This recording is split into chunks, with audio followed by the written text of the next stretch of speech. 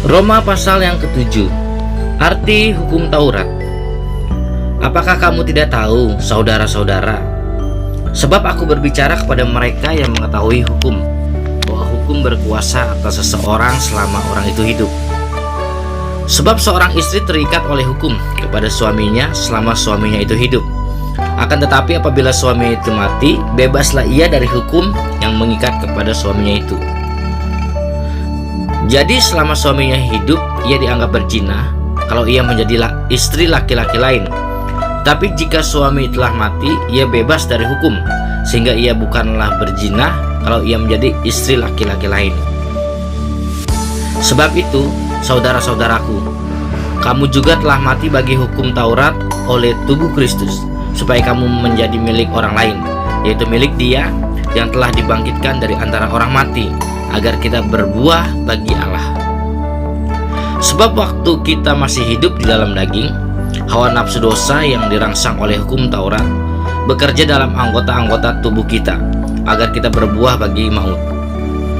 Tetapi sekarang kita telah dibebaskan dari hukum Taurat, sebab kita telah mati bagi Dia yang mengurung kita, sehingga kita sekarang melayani dalam keadaan baru menurut roh dan bukan dalam keadaan lama menurut huruf hukum Taurat.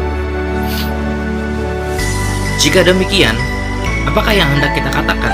Apakah hukum Taurat itu dosa? Sekali-kali tidak. Sebaliknya, justru oleh hukum Taurat aku telah mengenal dosa, karena aku juga tidak tahu apa keinginan kalau hukum Taurat tidak mengatakan, jangan mengingini. Tetapi dalam perintah itu dosa mendapat kesempatan untuk membangkitkan di dalam diriku rupa-rupa keinginan. Sebab tanpa hukum Taurat dosa mati. Dahulu aku hidup tanpa hukum Taurat, akan tetapi sesudah datang perintah itu, dosa mulai hidup. Sebaliknya, aku mati, dan perintah yang seharusnya membawa kepada hidup, ternyata bagiku justru membawa kepada kematian.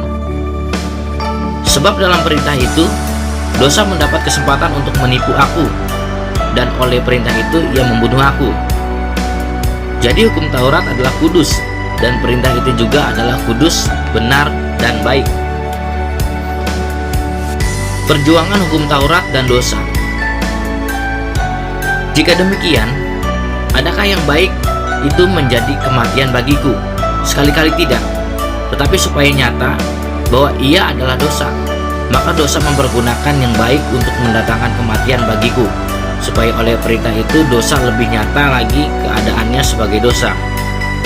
Sebab kita tahu bahwa hukum Taurat adalah rohani, tetapi aku bersifat daging, terjual di bawah kuasa dosa.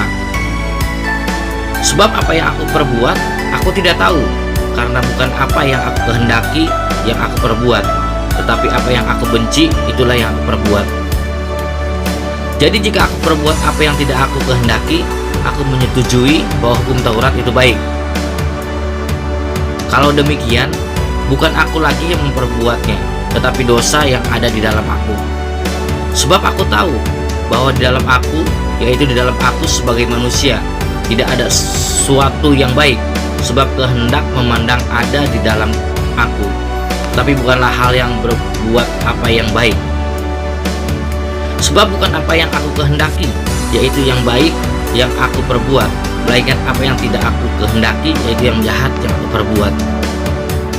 Jadi jika aku berbuat apa yang tidak aku kehendaki, maka bukan lagi aku yang memperbuatnya, tapi dosa yang diam di dalam aku.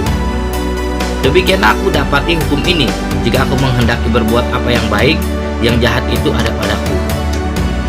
Sebab di dalam batinku aku suka akan hukum Allah, tetapi di dalam anggota-anggota tubuhku aku melihat hukum lain yang berjuang melawan hukum akal budi dan membuat aku menjadi tawanan hukum dosa yang ada di dalam anggota-anggota tubuhku. Aku, manusia celaka, siapakah yang akan melepaskan aku dari tubuh maut ini? Syukur kepada Allah oleh Yesus Kristus Tuhan kita. Jadi dengan akal budi aku melayani hukum Allah, tetapi dengan tubuh ini saniku aku melayani hukum dosa.